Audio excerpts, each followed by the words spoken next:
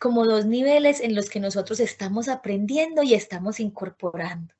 Estamos aprendiendo nuevos conceptos y estamos incorporando de cada una de esas competencias, ¿cierto? Porque cada una tiene elementos teóricos y tiene elementos prácticos de mucha importancia. Y finalmente, después de que seamos capaces de adquirir ese conocimiento y de profundizarlo, se espera que podamos crear conocimiento. Entonces, que podamos producir contenidos digitales, que podamos crear nuevas estrategias didácticas, que podamos implementar otras formas de hacer en el aula, que podamos resolver los conflictos y las situaciones que se nos presentan de maneras distintas e innovadoras, ¿cierto? Más o menos esa es la ruta que nos propone la UNESCO. Esa ruta nos debe llevar no solamente a promover el desarrollo de habilidades del siglo XXI en nuestros estudiantes, sino que, como ustedes mismos los decían hace un rato, es necesario que nosotros primero desarrollemos esas habilidades para poder luego promoverlas con nuestros estudiantes, ¿cierto? Y es muy importante que empecemos a cambiar el chip y empezar un poquito de pronto a superar paradigmas. Y uno de esos paradigmas es el que yo les decía ahorita, que nuestras escuelas tradicionalmente se han enfocado mucho en el desarrollo de habilidades para la lectoescritura y la matemática, ¿cierto? Ese, digamos, es como la columna vertebral que ha ido promoviendo los procesos de enseñanza y de aprendizaje tradicionalmente en nuestro país. Y yo diría que en nuestra región, ¿cierto? En Latinoamérica y el Caribe. Las habilidades del siglo XXI también son propuestas, esas se propusieron desde el 2005 en un encuentro en Incheon de la UNESCO, me parece que fue desde allí, y están propuestas para que sean el eje modular de la institución educativa, ¿cierto? Entonces, hay que ir cambiando, transformando ese chip, que es que no es solamente la lectoescritura y la matemática, sino que hay habilidades más profundas que que si nosotros las fortalecemos, pues obviamente no solamente se va a ver beneficiada la lectoescritura y la matemática, sino todas las áreas del conocimiento, ¿cierto? Tan importante es las ciencias sociales como las ciencias exactas, como las ciencias duras,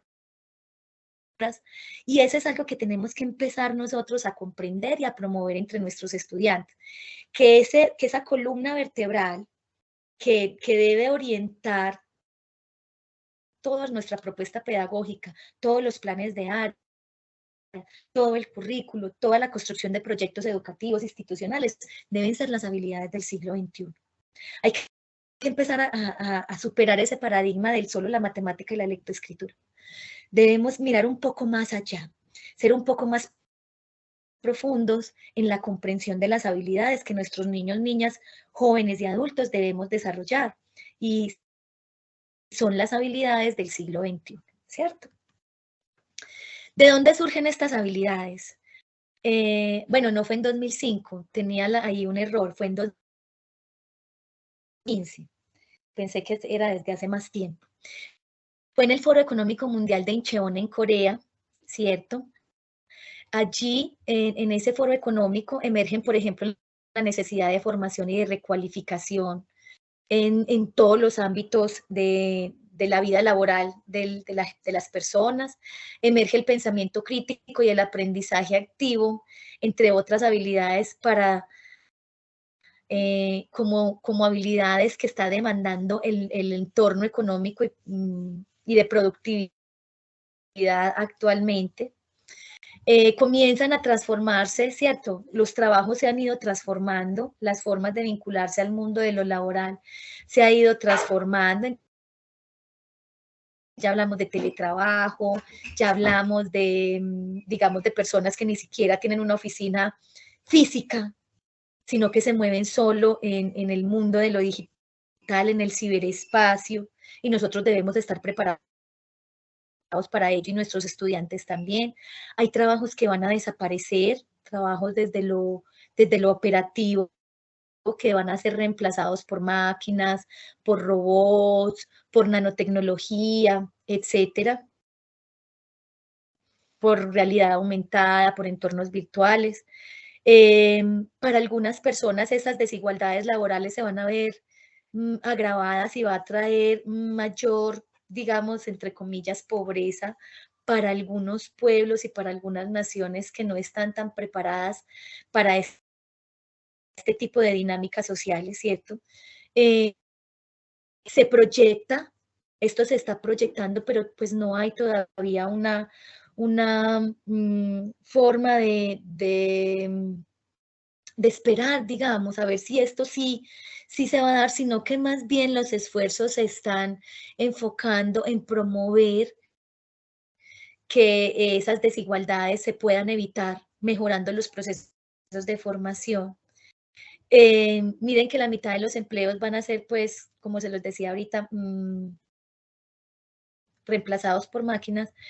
Hay la pandemia, por ejemplo, digamos que aceleró esa automatización del trabajo, pero yo pienso que también esa pandemia promovió el desarrollo de un montón de habilidades, muy desde lo empírico, muy desde lo intuitivo, pero pienso yo que si se le da un poquito de estructuración y de acompañamiento en cualificación y en formación, ese aprendizaje que pudimos obtener en la pandemia va a ser muy representativo para nosotros como docentes y yo pensaría que para todas las personas en lo general que vivimos esa experiencia. Entonces, las habilidades del siglo XXI son como digamos, un estándar, como unos elementos que nos pueden dar luces acerca de la forma como podemos garantizar una educación de calidad, inclusiva y equitativa y que promueva oportunidades de aprendizaje permanente para todos, ¿cierto? Digamos que si nosotros comenzamos a ver esas habilidades del siglo XXI como ese fundamento en todas las áreas, en todas las disciplinas, en todas las asignaturas, trabajamos por la promoción y el desarrollo de esas habilidades, vamos a poder garantizar una educación de calidad.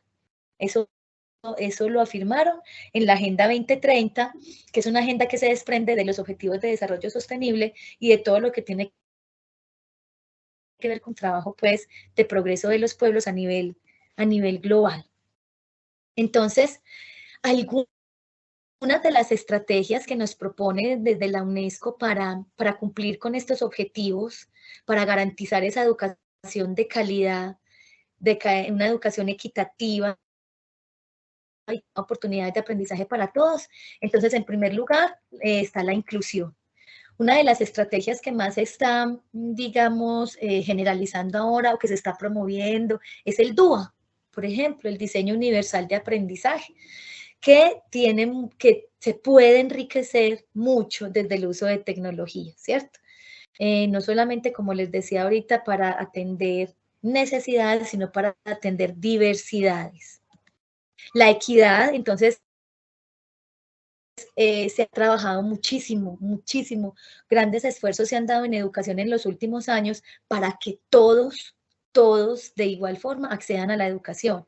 Inclusive en cobertura, cuando se habla de cobertura en Latinoamérica, ahí, digamos, ya yo creo que más de un 90% de cobertura.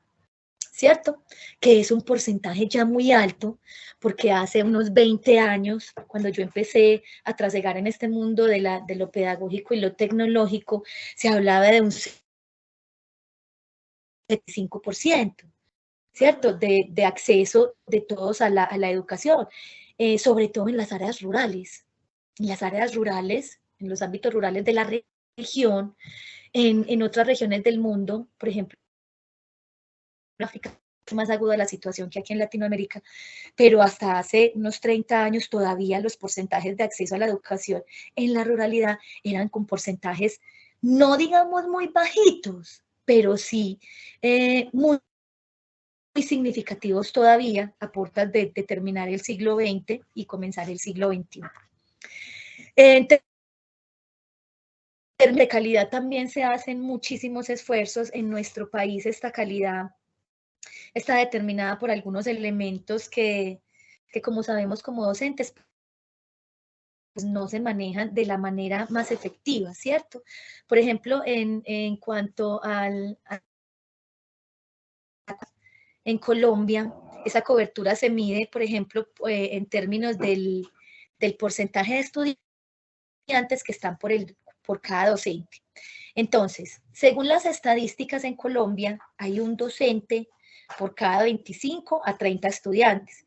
Y eso debería representar un buen, digamos, un buen ítem de calidad. De hecho, lo es.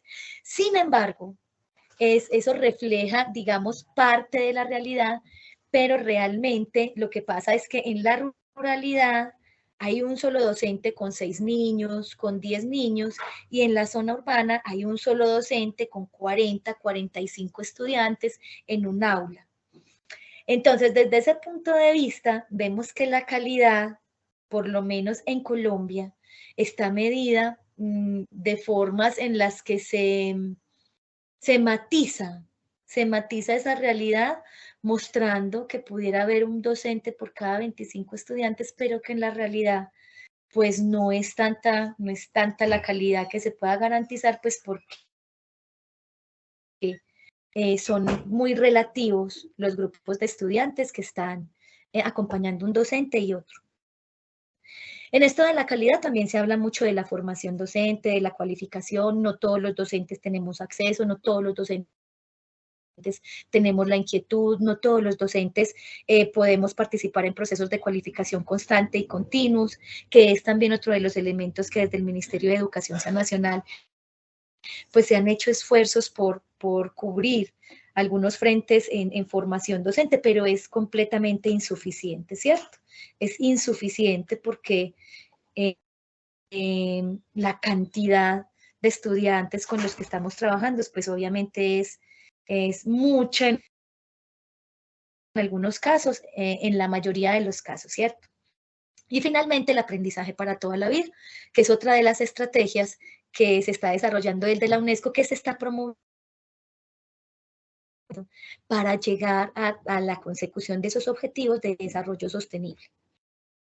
Estos objetivos de desarrollo sostenible, aprobados por la comunidad internacional, descansan en un vínculo más humanizado entre todos y más amable con la naturaleza.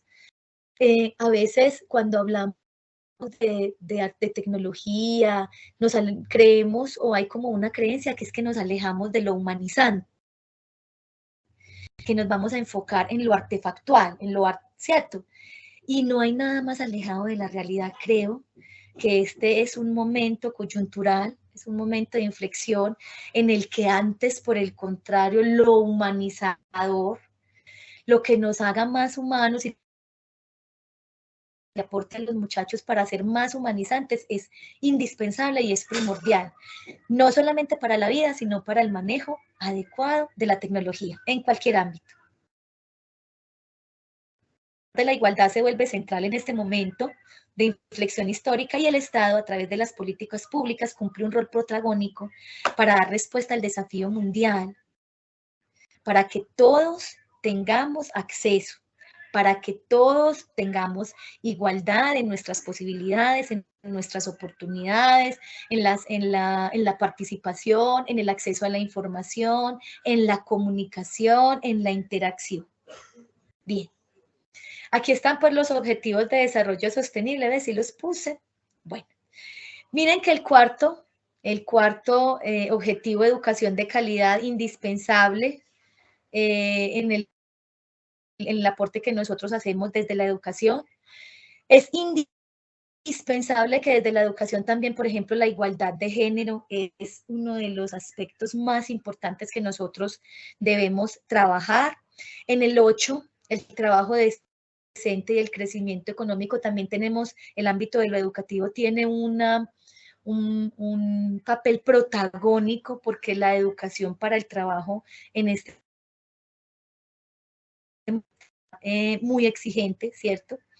La reducción de las desigualdades en la 10, la educación es indispensable para que nosotros como seres humanos ya no atendamos a que el otro no es igual a mí, o no ver esa diferencia desde los ojos del prejuicio, no ver esa diferencia desde los ojos del juzgamiento, sino como la riqueza que nos hace humanos, esa riqueza que nos hace distintos, nos hace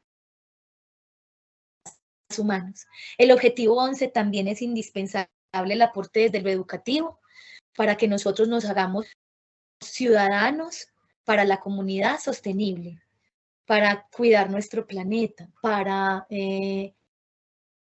poder aportar a comunidades desde la sustentabilidad. Es indispensable la formación, la formación.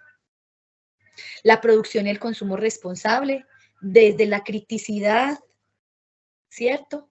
Debemos hacernos no solo consumidores, sino prosumidores, y ese consumismo que nos ha llevado a un montón de, digamos, de situaciones a los que nos ve como abocada la sociedad actual, también debemos ser muy críticos frente a las herramientas y a los elementos que nosotros desarrollamos y que les ofrecemos a nuestros estudiantes. Las acciones por el clima, la vida submarina, la vida de los ecosistemas, la paz, la justicia y la alianza. Es decir, si nosotros nos ponemos a atender cada uno de esos objetivos, la educación es uno de los pilares fundamentales y transversales para que en nuestras sociedades, en nuestros pueblos lleguemos al progreso y digamos, al logro de estos objetivos de desarrollo. Bien, entonces, esos objetivos de desarrollo sostenible nos plantean una agenda, nos plantean unas acciones que es bueno que revisemos. Entonces, en un primer lugar, plantea un nuevo paradigma educativo para repensar y rediseñar la educación en el mundo. Ustedes ya lo tienen claro, nosotros ya lo tenemos claro, por eso estamos aquí. Es necesario repensarnos la educación. Ya nuestros estudiantes no nos están recibiendo lo que nosotros ya habíamos construido, ya hemos hecho de la misma manera. Debemos repensarla desde las lógicas que ellos están viviendo para poder darles realmente herramientas de vida que les sirvan. También debemos contribuir a la integración y el desarrollo de los pueblos desde la diversidad cultural, desde el conocimiento de la diferencia, desde la tolerancia y la cooperación. Y yo ni siquiera hablaría de tolerancia, porque es que el concepto de tolerancia, aunque es el que está puesto en la agenda, es un concepto en el que yo te soporto porque me toca, ¿cierto? Me gusta más el concepto de indiferencia, en el que tú eres como tú quieras ser. Eso no me provoca a mí absolutamente nada, ¿cierto? Tú eres quien eres y te respeto y ya. Entonces yo coopero contigo, pero no es porque te soporte, sino porque es que tu diferencia es tan respetable como la mía. Entonces, más que tolerancia, yo hablaría allí de diferencia, de indiferencia, perdón. Y también debemos estimular la inversión en educación, porque obviamente la infraestructura, los recursos, todo lo que tiene que ver con acceso a materiales digitales o no, a software, a hardware, es indispensable para promover el desarrollo tecnológico de nuestros ámbitos educativos, ¿cierto? La estratégica, el financiamiento, los mecanismos de rendición de cuentas, todo eso también tiene que ver esa integración de TIC, porque es una parte indispensable, la infraestructura. Ahorita cuando les compartía el Mentimeter lo decía la profe, sí, muy chévere la herramienta, pero es que no tenemos internet, ¿cierto? Entonces, toda esta parte de la gestión es una parte que nosotros también debemos atender, porque hay instituciones educativas que tienen tan buena dotación tecnológica y otras no. ¿Qué es lo que hacen esas instituciones que estas otras no? ¿O cómo podemos o cómo podemos gestionar para que tengamos mejores recursos, desde qué puntos de vista podemos atender o qué mecanismos podemos desarrollar o cómo podemos hacer para gestionar mejoras en la infraestructura, porque nuestros pueblos, nuestra región, nuestras instituciones educativas públicas todavía estamos muy quedaditos en todo lo que tiene que ver en infraestructura y recursos. Bien, cuando yo hablo un poco de nuestro contexto, de nuestra región, yo quiero que tengamos en cuenta en 5 minutos que yo terminé de contarles cuál es esa situación en la que nosotros estamos viviendo, cuál es nuestro contexto, aunque yo sé que nosotros lo conocimos. Entonces hay una gran desigualdad social, cultural y simbólica que afecta la vida cotidiana y social. Nosotros estamos muy familiarizados de pronto con la desigualdad social y cultural, pero no tanto con la simbólica. Y esa desigualdad simbólica es la que sentimos las personas cuando creemos que un otro es distinto, ¿cierto? Entonces, es distinto a mí en un desnivel, no porque seamos diferentes, sino porque él es más que yo en cualquier aspecto. Entonces, más en adquisición económica, más en acceso a recursos, más en posibilidades de conocimiento, es mejor persona porque tiene más aprendizajes, porque ha tenido más acceso a la formación, digamos, formal. Entonces, esa desigualdad simbólica hace que las personas con menos oportunidades se vean digamos, algo disminuidas. Entonces hay como un pensamiento, una idea de que el otro es más que yo, porque tiene más acceso que yo. Y esa es una desigualdad que debemos ir rompiendo, para que nuestros niños, niñas y jóvenes pues sepan que aunque ese otro es distinto, yo también puedo llegar allá, o también pudiera trasegar una ruta en la que yo puedo llegar allá, o que si yo quiero llegar allá, ¿cómo puedo llegar allá? ¿Cierto? Estoy aquí, a eso vamos también con la parte reflexiva y crítica. Yo estoy aquí y ese otro está allá, entonces yo quiero también estar allá. ¿Qué debo hacer? ¿Qué debo hacer para llegar a donde yo quiero llegar? ¿Listo? El segundo elemento que vemos en este contexto latinoamericano y del Caribe es la desigualdad de género, que se reconoce como presta de transformarse a través de la educación. Nuestro entorno latinoamericano es de los más machistas del mundo, ¿cierto? Entonces, reconocer eso y reconocernos a nosotros como aportantes a ese machismo es importante en la medida que nos permite reflexionar para promover otras estrategias que permita que las mujeres nos vinculemos de mejores formas a la vida de nuestra sociedad. Les pongo un ejemplo. Entonces, los niños en preescolar en mi preescolar tienen mucho como una expresión, y es que, por ejemplo, si a un niño le gusta el color rosado, entonces los niños dicen, y las niñas también, ay, eso es un color de niñas, es un color para las niñas. Entonces, cuando yo llego y les digo, por ejemplo, ay, ¿cómo así? Pero las flores son rosadas y los hombres no pueden ver las flores rosadas. Ay, sí, profe, sí las podemos ver. Ah, no, entonces también es un color para hombres. ¿O ustedes qué creen? No. O nosotros entonces los hombres no pudieran observar, por ejemplo, el arco iris que tiene el rosado, o, ¿cierto? Empezar a detectar estos pequeños elementos que van surgiendo en la cotidianidad, que son los que hacen que o continuemos anclando estos hábitos machistas en nuestros estudiantes, o les demos otra mirada para que ellos vayan abriendo un poquito su mente a que es que todos, hombres y mujeres, podemos pensar de maneras distintas, así sean pensamientos que tradicionalmente han tenido las mujeres o los hombres. Les pongo otro ejemplo, deportes, el fútbol. Entonces, entre los papás, por ejemplo, aquí es muy común que digan, ay, no, las niñas que no jueguen fútbol porque se vuelven, como se dice coloquialmente, abro comillas, marimacho, ¿cierto? Cierro las comillas. Entonces, todas esas son oportunidades en las que a través de la educación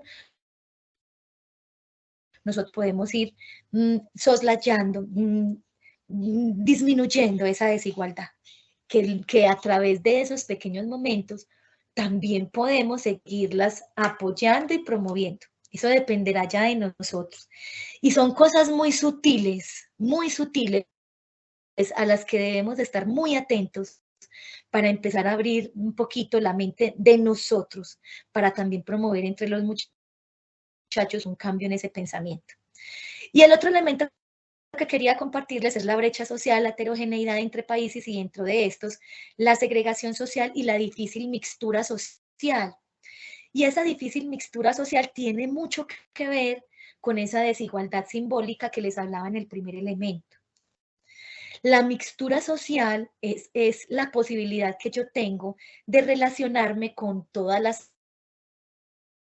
personas de distintas clases sociales en mi vida cotidiana. En la vida de los pueblos, por ejemplo, yo que vivo en un pueblo, en un municipio, a 1 hora y media de Medellín, en la vida de los pueblos esa mixtura social no es tan difícil, ¿cierto? Porque en los pueblos, en la misma cuadra, vive el más rico, vive el más pobre, ¿cierto? Porque no hay esa clasificación social tan marcada como se ve en las grandes ciudades. En las ciudades, por ejemplo, se ven sectores de nivel económico 6, ¿cierto? Sectores en los que las personas del nivel económico 1 no van sino a trabajar a la casa del peranito, de futanito, ¿cierto? Entonces la mixtura social que vivimos las personas es más limitada que en la vida en los pueblos. En la vida de los pueblos, el concejal vive enseguida del estudiante de la escuela, enseguida de la maestra, al frente del tendero, ¿cierto? Entonces la mixtura social ofrece esa posibilidad de ver al otro como un igual. El alcalde es un igual, el concejal es un igual, y yo lo puedo ver, yo interactúo con él, camina por las mismas calles por las que yo camino, accede a la misma tienda que yo voy, al mismo supermercado, ¿cierto? A la misma iglesia. En cambio, en las ciudades es mucho más marcada esa dificultad de la mixtura social y con ello la segregación, ¿cierto? Que hay que trabajar con más ahínco en las urbes porque se ve mucho más marcada este tipo de factores. Hay una disminución entonces del dinamismo económico en nuestra región, hay economías inestables, disminución del crecimiento, hay una transición demográfica, ya no hay tantos hijos como antes, ¿cierto? Hay retos y desafíos en todos los ámbitos de la vida, en la salud, en la pensión, en la educación, en la formación para el trabajo, el empleo, la vivienda, la violencia. Hace entonces que nosotros vivamos en una incertidumbre que nos hace sentir temor de lo que vendrá. Y esa incertidumbre la podemos asumir desde el temor a lo que vendrá o la podemos asumir desde la sorpresa por lo que vendrá, ¿cierto? Yo no le tengo miedo a lo que viene, sino que me voy a dejar sorprender de lo que viene. Miren que es la misma incertidumbre, pero las formas de asumirla son muy distintas. Y cuando nosotros vivimos en el temor, la creatividad y la criticidad son habilidades más que se desarrollan de una manera más lenta, es un poco más difícil, porque cuando hay el deseo por la sorpresa, que me genera esa incertidumbre, entonces yo me arriesgo más fácil, yo propongo más fácil, yo acepto lo que viene más fácil. Pero en nuestro entorno regionales, nosotros, ustedes ya saben que históricamente también somos hijos de la opresión, históricamente siempre hemos hijos de la opresión. Entonces, eso hace que nuestros entornos educativos, si nosotros no somos conscientes de eso y reflexionamos sobre ello y nos vamos transformando, continuemos perpetuando esas ideologías represivas, opresivas y de ese miedo ante la incertidumbre, ¿cierto? Entonces, el aprendizaje es para desarrollar habilidades del siglo XXI, alfabetización digital, desarrollo de capacidades para el desarrollo sostenible, aprendizaje para toda la vida, la educación para el trabajo, desde las habilidades de la ciudadanía digital, para el autoaprendizaje constante. Es un riesgo presente, ¿cierto? En las capacidades que se promueven para la agenda se agregan como un contenido más al currículo esas habilidades del siglo Profe, XXI. Sí. tan amable. La anterior diapositiva y Claudia, mi compañera, tiene una pregunta. Sí, sí, sí, claro que sí, hagámosla. Sí, sí, claro. Las estoy pasando más rapiditos por el tiempo, pero sí, es importante. Sí, claro, las escucho. Profe, estas habilidades, esta información que nos estás dando, ¿dónde la podemos buscar en referencias?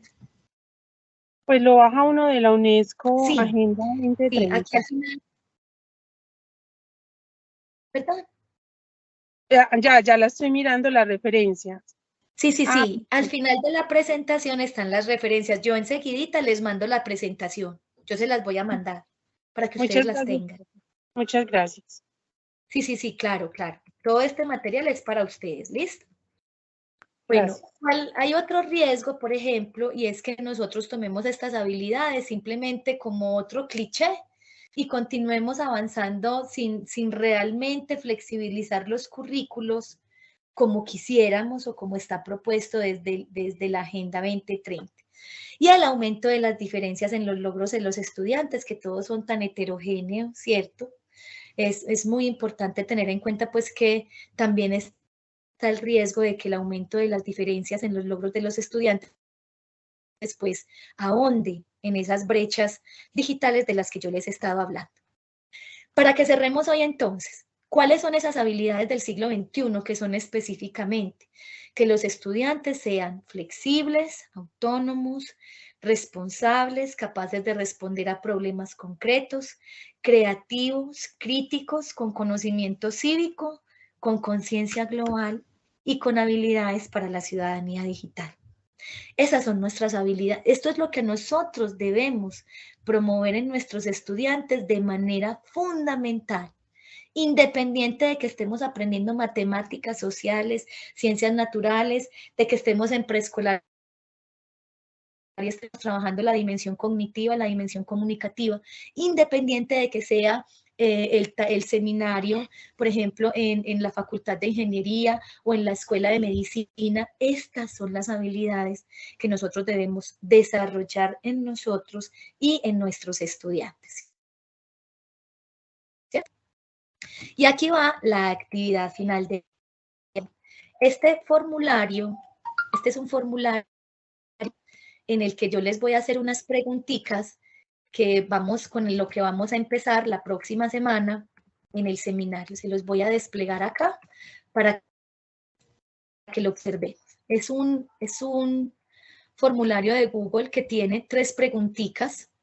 Nos propone en un primer momento un modelo de integración que se llama SAMR. Es un modelo de integración tecnológica que nos propone 4 etapas de integración. La sustitución, donde sustituimos sencillamente las herramientas tradicionales por tecnología. La ampliación, que es donde sustituimos la herramienta, pero también hacemos otras cositas con tecnología. La modificación, que es cuando empezamos a transformar nuestras estrategias en función de lograr mayor aprovechamiento de las herramientas tecnológicas. Y la redefinición, que es donde nos transformamos o digamos llegamos a la creación de nuevos conocimientos. ¿Cuál es el ejercicio? Vamos a revisarnos nosotros mismos, a ver en cuál etapa de integración de la tecnología ustedes creen que están. Si ustedes creen que están en la sustitución, en la ampliación, en la modificación o en la redefinición, y van a elegir una. Y vamos a contestar estas 2 preguntitas. ¿Qué hay en sus clases que refleje el mundo digital de sus estudiantes? Y cómo ese mundo digital se ve desde su perspectiva, cómo es ese mundo desde su perspectiva. Y la otra preguntita que les hago es qué recursos tecnológicos tienen en sus instituciones educativas. Es indispensable estas dos preguntas, estas tres preguntas más bien, son la base para que nosotros sepamos de qué forma podemos hacer una integración efectiva de TIC en nuestras aulas. Yo aquí les dejé una descripción muy corta, pero si quieren ampliar un poquito el modelo, pueden seguir este enlace. Es un artículo chiquitico, cortico, en donde nos explican de qué forma es la integración tecnológica en las instituciones educativas, que tiene que haber un componente institucional, pero también debe haber un componente de aula, de clase. Entonces, que las condiciones estén dadas o no en lo institucional es una cosa y allí lo abordan. Pero que desde las clases nosotros debemos atender a otros elementos. Y esos elementos son los que nos van a decir si nosotros usamos la tecnología ampliando, si la usamos modificando, si la hemos redefinido, perdón, o si la hemos sustituido en cada uno de los momentos pues, que se propone. Esta es la segunda actividad que les propongo. Esta sería, digamos, el inicio para la próxima clase. Entonces les propongo que hagamos este ejercicio hasta el jueves. Vamos a dar tiempito para hacer este ejercicio que yo sé que no les va a demorar mucho, hasta el jueves para que yo tenga la oportunidad de mirar los resultados y comencemos el próximo seminario haciendo una reflexión en torno a lo que encontremos en este ejercicio que les propongo. Y finalmente hay una lectura que está propuesta para profundizar en el tema de hoy, en todo lo que tiene que ver en el tema de lo que necesitamos conocer como docentes digitales, como docentes para la era digital. Es un documento muy interesante, un artículo que lo van a leer los que quieran, porque esta parte de la profundización es más para nosotros los inquietos por lo teórico, por la profundización en los temas, que somos unos famosos de la academia. Entonces, también me parece muy importante que los que somos tan amantes de la rigurosidad científica tengamos la posibilidad de profundizar un poco en los temas que vemos.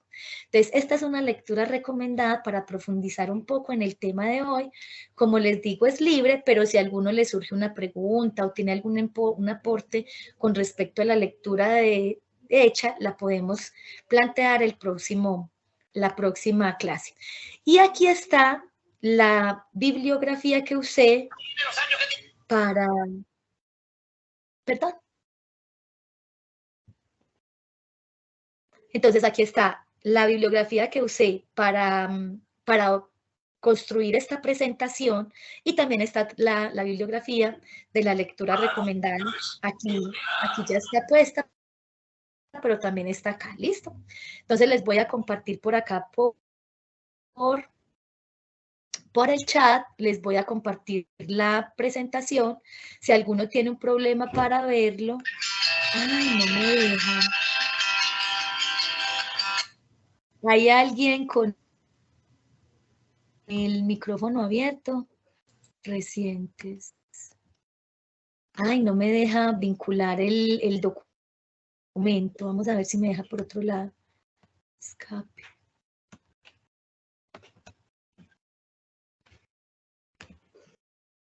Bueno, entonces les cuento. Lo que pasa es que la plataforma tiene algunas limitaciones. No tenemos el correo institucional. Ustedes no tienen correo de la UPB, ¿cierto que no? No, señora. No. No tenemos. Bueno, entonces vamos a hacer una cosa. Yo todavía no tengo la base de datos de ustedes. Yo no tengo acceso a sus correos. Entonces vamos a hacer lo siguiente. En la ventanita del chat me van a poner todo su correo electrónico para yo mandarles ya la presentación y que tengan todo el material que utilizamos hoy y además, pues que tengan el enlace para hacer el ejercicio que les propongo para la próxima semana. Entonces, para que por favor me envíen por acá, por el chat, eso, todos los correos electrónicos para ya ponerme en contacto con ustedes y mandarles el material. Entonces, la lectura es libre, es para los que quieran, los que nos gustan las lecturas a profundidad, la rigurosidad científica. Es una lectura también en donde inclusive proponen un modelo de integración de TIC, pero más allá del modelo, porque seguramente vamos a conocer algunos de ellos durante el curso y si no, pues debemos hacerlo para integrar no solamente la tecnología, sino herramientas y estrategias para desarrollar pensamiento crítico y creatividad. Más allá del modelo que hay en el documento, es muy importante los elementos que esbozan que nosotros debemos conocer, cómo debemos asumir nuestro docentes en la era digital, que no es trascender, como les decía, el uso artefactual, que trascendiéndolo porque no es ese el meollo del asunto. El meollo es más reflexivo, es más pedagógico, ¿cierto? Pero que también lo tecnológico es importante, ¿cierto? Entonces, es importante, es chévere la mirada que nos brinda el autor en el artículo porque nos complementa de pronto las herramientas y los elementos que yo les ofrecí el día de hoy. Bueno, hasta aquí llegamos en nuestro primer seminario. Espero que les haya gustado, espero que haya sido motivante, espero que les haya representado realmente elementos de crecimiento, de aprendizaje y de compartir saberes entre todos. Y si alguien quiere ofrecernos una apreciación de lo que fue el seminario, de la forma en lo que lo condujimos, y si hay una sugerencia para que sea mejor, también me encantaría escucharlos. Adriana nos quiere decir algo. No, pues todo el conversatorio muy interesante, la información, actualizarnos, todo lo que podemos hacer, me pareció fabuloso empezar así. Adicional, tengo una... Gracias, Adriana. Adicional, tengo una pregunta y es que claro. nos piden llenar la asistencia, pero yo no encuentro un enlace ni por dónde hacerlo. Bueno, yo les cuento que la asistencia yo la tomé al principio, cuando los empecé a interrogar qué hacían, exacto, entonces yo fui viendo.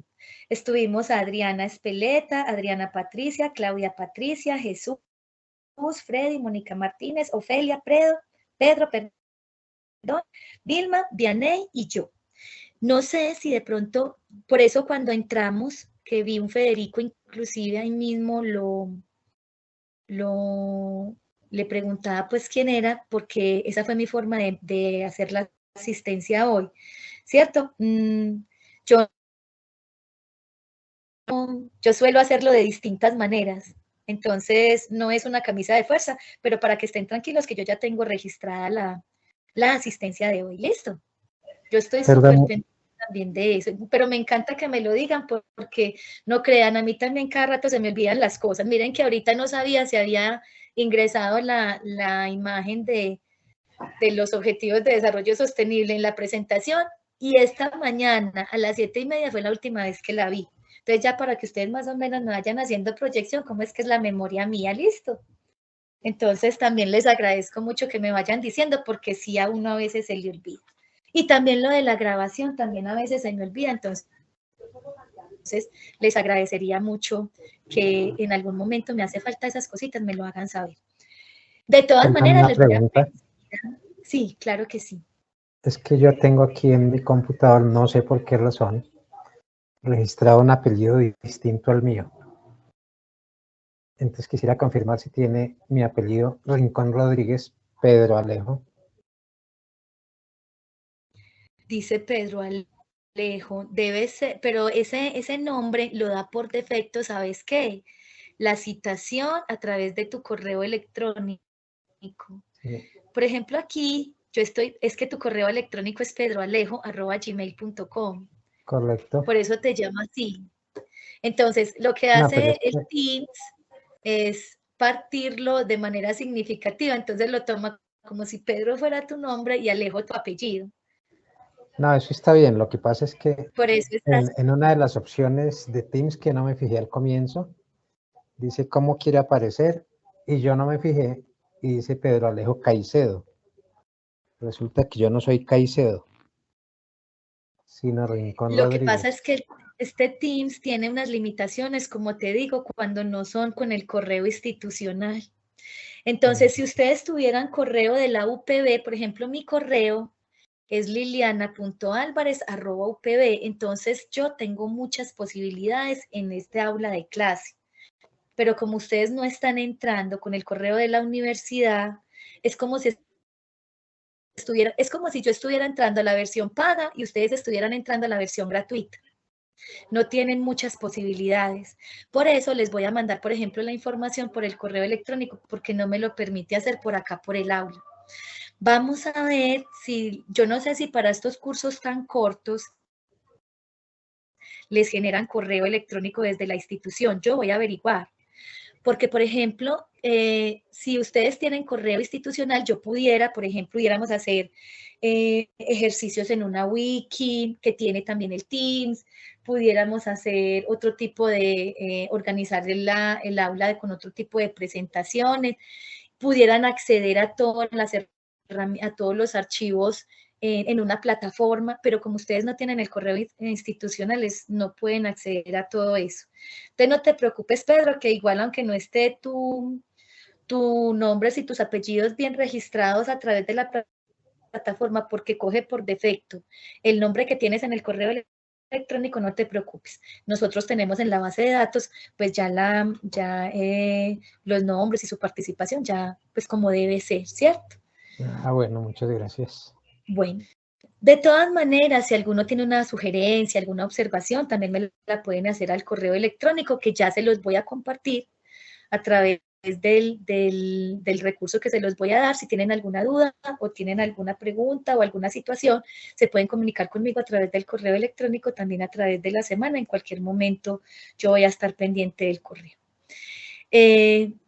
Darles las gracias por la oportunidad, por la confianza, también por las posibilidades de aprendizaje que he tenido en este primer seminario. Invitarlos para que dentro de 8 días también nos conectemos y tengamos una mañana de aprendizajes bien chévere y una feliz tarde para todos. Muchas Igualmente, gracias. muchas gracias. A ustedes. Bendiciones para todos. Gracias, feliz tarde. Muy amable y Ustedes feliz día para también. todos. Felicidades. Hasta luego. Hasta pronto.